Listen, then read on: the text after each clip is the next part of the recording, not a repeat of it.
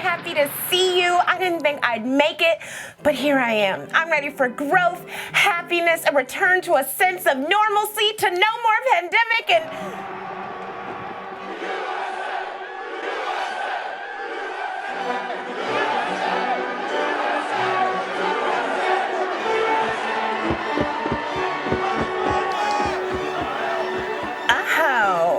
okay, I see we still on that bullshit. Grab a snack, beverage, or light that joint. We're about to dive into the attack on the Capitol building, COVID-19 updates, and other stuff you need to know.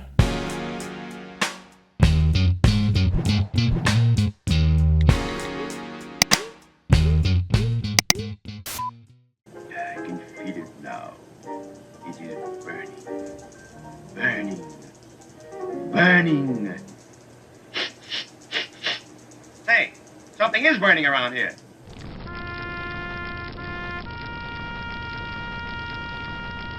I love history, don't you?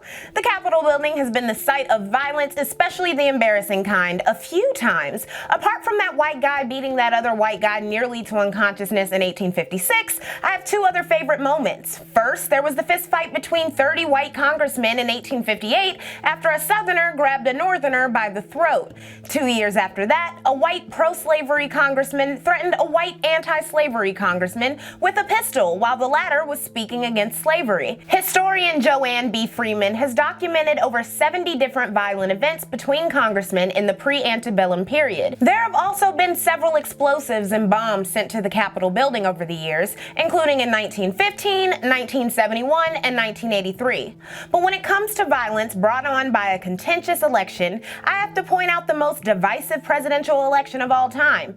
The 1860 John that you know brought about the Civil War. Lincoln won roughly 40% of the popular vote and was rejected totally by entire areas. Secession then occurred thanks to eager senators, local politicians, and other elites with vested racial and economic interest in slavery. Clearly, this country thrives on white violence. So let me be very clear. In the midst of all the jokes and memes and the ice-cold takes that what happened on January 6th is not American, it must not be lost that the leader of the executive branch rallied a crowd to attack the legislative branch so he could steal an election. You will have an illegitimate president. That's what you'll have. And we can't let that happen. These are the facts that you won't hear from the fake news media. It's all part of the suppression effort. They don't want to talk about it. Whether or not you paid attention in high school civics, you know this is not how our precious checks and balances system works. The event of proud terrorism was a confirmation for many of us who were told in 2016 that we were overreacting to the election of a reality TV star on the backs of both closeted and out and proud racists across the political spectrum. Excuse me, where's the lobby? Down the hall and grab him by the pussy. We could easily fathom Donald Trump encouraging his cult of followers to scale walls like methamphetamine-sniffing ninjas, to break through glass and easily walk past complicit police officers, because the whole thing reeks of American values. And Mountain Dew. But to those who buy into our nation's delicious American dream myth, and even worse, the fallacy that we are exceptional beacons of democracy for a world consumed by our awesomeness, January 6th came completely out of left field. These were the same people who were absolutely flabbergasted when Breonna Taylor and George Floyd's killers faced zero consequences for their crimes. They were also the same people who watched in shock last summer when peaceful Black Americans and their allies were tear-gassed, beaten on street corners, tased, shot, and pulled from crowds to be thrown into unmarked vehicles. "This is not my America," they tweeted, no doubt omitting the atrocities of slavery, the nadir of American race relations, Jim Crow, and everything else. Most Black people, those of us not living in white acceptance la-la land, are perpetually angry, but never truly shocked. We always know what's bubbling under the surface, under this delicate veneer of democracy and citizens' rights.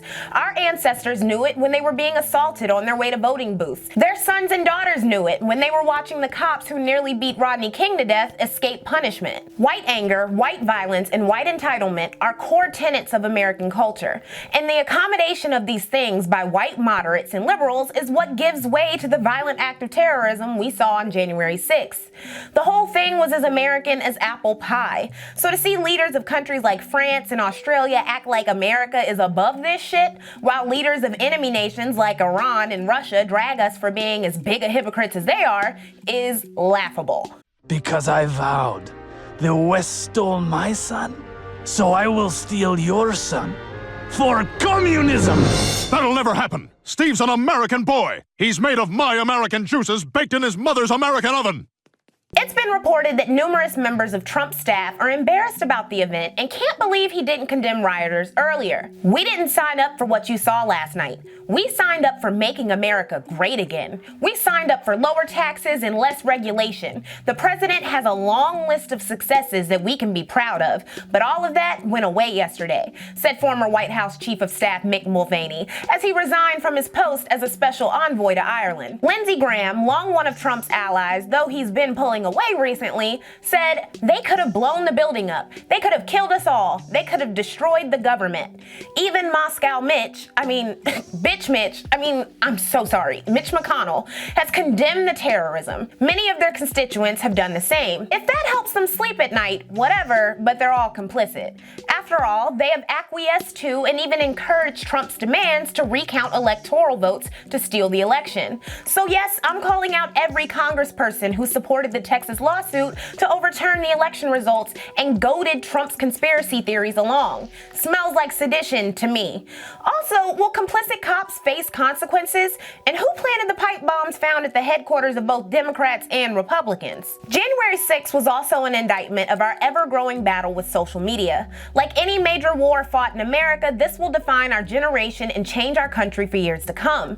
There are a number of ways to look at this war. For starters, apps and social sites amplify extreme content in the pursuit of profit through algorithms. For instance, a Facebook study found that 64% of the time a person joins an extremist Facebook group, they joined because Facebook recommended it. In 2018, the company internally recognized that, quote, our algorithms exploit the human brain's attraction to divisiveness. If left unchecked, it warned, Facebook could feed users, quote, more and more divisive content in an effort to gain user attention and increase time on the platform.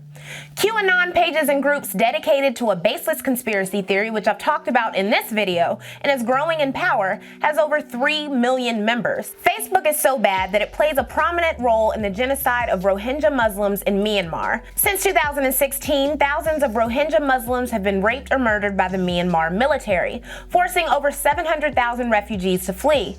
Burmese hate speech on Facebook, which is virtually the internet in Myanmar, was being discussed as early as 2013, but Mark Zuckerberg didn't say anything about the issue until April 2018, when he said the company would hire dozens of content reviewers. 4 months later, a router's analysis found hate speech was still prevalent. Tech companies must become obligated to put people and safety over profits. So maybe you're thinking that the news that Donald Trump has been banned from Twitter shows that we're moving in a better direction. I'd argue a different concern. The attack on the Capitol was live streamed by many of the terrorists, not just on mainstream platforms like Twitter and Facebook, but on new apps like DLive and apps similar to Twitch. Because white supremacists have been feeling attacked by mainstream sites and sometimes being removed from them altogether, like in the case of this person, Baked Alaska, they are moving to apps like Rumble, Gab, and Parler. The last one has been especially contentious in the days that I have been writing and revising this script. It's especially major. It was co-founded by Rebecca Mercer, a major Trump donor and the daughter of conservative mega donor and investor Robert Mercer. He's the same guy who invested $10 million into Breitbart and was Ted Cruz's biggest political donor when he was running for president. The Mercers have a major interest in various forms of deregulation to fatten their pockets and have nurtured the careers of several Republican politicians, including Trump administration members like Kellyanne Conway. Anyways, Parler was founded with the intention of not moderating conservative speech, and it's no wonder that plans about January 6th circulated on the app well before the date arrived. Google just banned Parler, and when I was writing this script on January 9th, it was the #1 app in the Apple Store. Apple then put out a statement saying it will ban Parler from the store if the app didn't create a plan to moderate content within 24 hours. It's now going going defunct, though some brave hero cataloged and archived every post made on the app. I feel no excitement at the idea of it being banned from the App Store, especially as a digital sex worker who could face similar removal from certain apps if FOSTA-SESTA measures grow even more draconian. Mobile apps already boot sex workers off of their platforms pretty regularly, but as I'll discuss in an upcoming video, proposed reforms will incentivize apps to not host sex workers at all. Though I'm sure the comparison of sex work advertising and hate speech will make someone angry enough to leave a comment, go ahead and do your thing. I promise I'll walk you through the point when it's time. So I am not cheered by the removal of white supremacists from sites like Twitter, though I do understand why many of my peers would rather such harmful people be swept out of sight and out of mind. But that's precisely my personal problem with erasing white supremacists from social media sites. They don't have to be promoted, but do they have to be really deleted? The banning of Trump and other racists is a band-aid, one that allows many liberals and moderates to live in a safe cocoon where racism is less common, or at least more sneaky. As seen with Parler and other apps, white supremacists are just going to move to other social sites. Banning them from mainstream apps doesn't address the root problem of American racism, especially when they'll just burrow into web spaces less easy to monitor and navigate, effectively decentralizing all of this white supremacist rhetoric. Many of America's racists were radicalized online, sure, but they were first exposed to racist standards not in web spaces, but at home, in school, from family. Because America is fundamentally racist and built to reinforce white supremacy, from our electoral college voting requirement to the way our history is taught in schools. To address all of this, rather than sweeping racists who make us feel uncomfortable from our social sites, would mean revealing the fundamental flaw in thinking the attack on the Capitol is not American. So you guys know that usually I like events to simmer for at least a week or two while I prepare my commentary to be as thorough and evergreen as possible. If I had another week to let news and updates pour in about the Capitol terrorism, I'd have a clearer idea about how rioters would be tracked down or treated by the justice system. For now, I can only note that people are being placed on no-fly lists. People are randomly being identified by smug friends and family members, likely reported to the FBI, and there was even a woman who got arrested at the airport after stepping off a plane. An Alabama man named Lonnie Kaufman was arrested after authorities found 11 homemade bombs, an assault rifle, and a handgun in his truck parked 2 blocks from the Capitol. On January 10th, Eric Munchell of Tennessee and Larry Rendell Brock of Texas were arrested after online photos showed them wearing body armor inside the Capitol building and carrying plastic ties that could restrain a person. But what about the rioters who weren't super clear violent threats? And don't get me wrong, they were dangerous, but more abstractly so. A few have lost jobs, but where are the real hardcore consequences? After last summer's protests against police brutality, the Trump administration responded with harsh authoritarianism, adding a provision of the federal code that allows for sentences of up to 10 years in prison when someone vandalizes federal property. Though I have little faith in the justice system to treat these white terrorists the way the justice system would treat a peaceful black protester, 2021 may surprise me. Or will it? On January 8th, it was reported that Michael Ray Stepanek, the man who plowed his car into a crowd of Iowa City protesters last summer, won't go to prison, even though he told police that the protesters, quote-unquote, needed an attitude adjustment. The felony charge of willful injury resulting in bodily injury will be removed from his record in 3 years if he stays out of trouble, and he also avoided a $1,025 civil fine. Police had announced an investigation a day after the incident, and only one of the people struck came forward. Can you blame them? Iowa City prosecutors are currently pursuing 15 charges against a black protest leader who was charged with shining a laser beam light in a cop's eyes. So Jacob Chansley, the viral rioter and QAnon adherent in this get-up, said he came down with other patriots from Arizona at the request of the president that all patriots come to D.C. on January 6, 2021. Plenty of arrested terrorists will claim the same thing, and Trump may have to reckon with this. In just one of his tweets about January 6th, he said, "Big protest in D.C. on January 6th. Be there, will be wild. He literally incited this terrorism by pushing the event and wild conspiracy theories, along with his staff like lawyer Sidney Powell. Powell is now being sued for $1.3 billion by Dominion Voting Systems, as the lawyer claimed that the company was founded with quote-unquote communist money in Venezuela to steal the election. Dominion Voting Systems wants the case to go to trial and doesn't want to settle, so it can be transparent about their voting collections process. The company has not ruled out suing Trump himself. As I'm filming this, Democrats are introducing new articles of impeachment as Congress prepares to get over the events of January 6th and transition into the next administration. Whether or not Trump will actually face consequences, along with his multitude of enablers and cultists, will be something I'll have to come back to.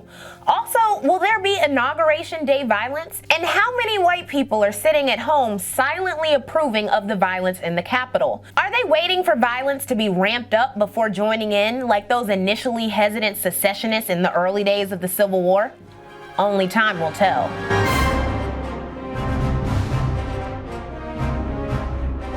In 2020, COVID-19 was the third leading cause of death in the U.S., only after heart disease and cancer. This is despite the misinformation campaign of those who believe the numbers have been inflated.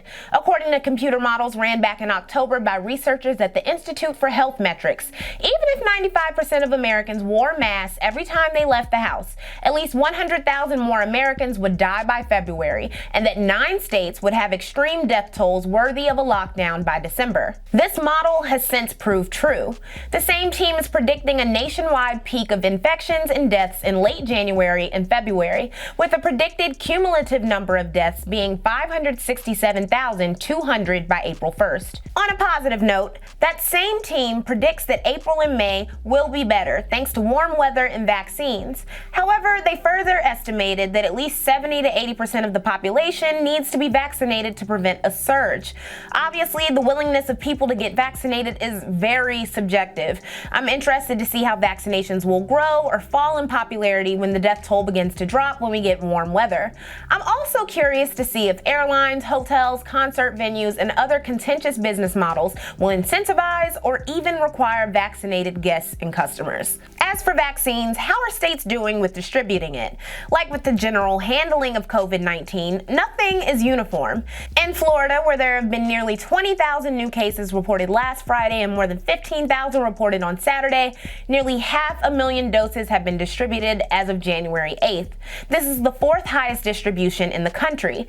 In Florida, anybody over the age of 65 is eligible to get the vaccine, causing a large chunk of the state's 4.4 million senior citizens to scramble into disorganized and lengthy lines in 67 different counties not on the same page. Arizona has a higher rate of new cases per capita than any other state, and the state is overwhelmed with requests for the vaccine. In California, there are understaffed hospitals and a COVID-19 related death every 8 minutes. The state is now opting to loosen its requirements for getting the vaccine, and LA is turning the Dodger Stadium into a vaccine distribution center. Meanwhile, West Virginia has emerged as one of the most organized states when it comes to distributing the vaccine. Instead of relying on private entities like CVS and other drugstores, they're centralizing distribution through the state. As of January 8th, the state had received 109,440 total doses of vaccines and had administered 77,000 of those doses. While all of that is happening, scientists also warned that we are inadequately prepared to track the new strain of COVID-19 that was first identified in the UK. Speaking of, while I'm filming this, Japan just announced that they just found another strain. But anyways, that UK strain has been found in 45 countries. While early analysis shows that the new strain has a similar rate of sickness and death when compared to the earlier version, it also seems to be more transmissible. After all, it quickly became the most predominant form of COVID-19 in Britain in 3 months. Data also suggests that people carry greater amounts of the new strain in their noses and throats than the old strain. But there is a lot more to learn still. Thankfully, Britain aggressively tracks genetic sequencing to stay on top of mutated viruses. Experts have suggested in years past that countries do this largely to no avail. America needs such a program, and it will cost hundreds of millions of dollars to implement. Here, genome sequencing is being done on fewer than 3,000 samples a week. Because the UK is dealing with this new strain and the accompanying cases occurring at around 60,000 new infections a day, Boris Johnson announced a stricter lockdown lockdown to take place until at least mid-February. The biggest change is that all schools and colleges will go back to remote learning. Speaking of remote learning, Chicago, where public schools have been shuttered since March 2020, is facing a conundrum. On the day that I'm filming this, over 6,000 pre-K and special education students are scheduled to return to in-person schooling. Mayor Lori Lightfoot has argued that poor, mainly Black and Latino kids need to be in school or they'll fall behind. The Chicago Teachers Union argued that the racism those kids experience will not do them any favors if they end up hospitalized because they caught COVID in school. This highly organized union stresses that their members don't feel safe returning to classrooms, evidenced by the fact that fewer than 60% of the 2,000 teachers who were expected to return to their buildings to prepare for in-person learning last week actually showed up. While low-income parents nationwide must decide between sacrificing their child's education or health, wealthy parents in the suburbs, like those with students at Chicago-adjacent New Trier School, get the luxury of knowing all students and staff get weekly saliva tests. Must be nice. Chicago public schools and other districts who will be operating in the wake of COVID-19 for years to come can't afford such testing. In Los Angeles, another major public school system, schools are sticking with all remote education until spring. So what else is happening globally with COVID-19? Certain parts of Japan, mainly Tokyo and the surrounding areas, have been declared in a state of emergency after more than a week of days with over 1,000 new infections. Bars and restaurants have been mandated to close early, and residents stay home at night until February 7th. And as I said a little bit ago, they have just found a new strain of COVID-19 hopefully is not more dangerous or more transmissible than the current ones. Global scientists are also worried about hidden or underreported outbreaks on the African continent, like in Sudan. Death data is underreported in many countries there, especially because people often bury loved ones at home where there is no need for burial permits or death certificates. For example, in 2017 in Nigeria, the most populous country, only 10% of the nation's deaths were registered, down from 13.5% a decade before. Other countries have lower percentages, and when combined with lower testing rates, it's very possible that we will not know the true extent of COVID's damage in Africa, despite all the jokes and smug tweets that COVID has skipped the continent for years to come. It's not until she hauls herself out of the water that I see what state she's in. Due to the pandemic, global carbon dioxide emissions fell by about 7% in 2020. An emissions gap report found that we need to have this same decrease every year for minimal success in combating irreversible climate change in the 2040s.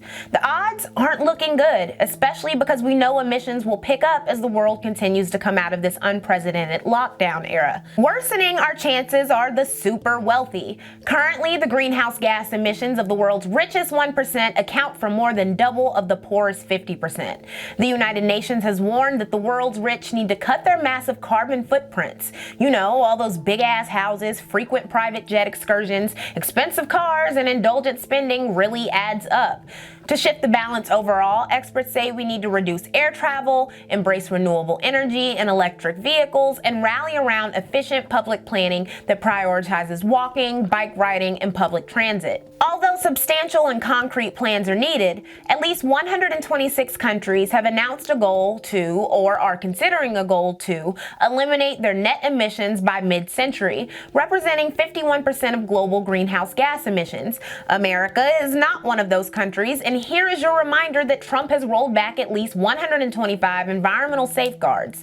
On the same day that Trump cultists attacked the U.S. Capitol building, it was reported that 11 tracts of land in Alaska's Arctic National Wildlife Refuge was auctioned off. This was a culmination of a 40 years battle between Republicans and environmentalists. The land was auctioned for the purpose of drilling for oil, and this drilling could last for around half a century, compromising the habitats of migrating caribou, waterfowl, and the remaining polar bears of the southern Beaufort Sea. Trump's 2017 law compels the government to auction off another several hundred acres by the end of 2024, but the Biden administration could overturn that requirement. Argentina has become the largest Latin American country to legalize abortion. Just 2 years ago, the Senate rejected legal abortion after intense lobbying by the Catholic Church. After all, the Pope is Argentinian.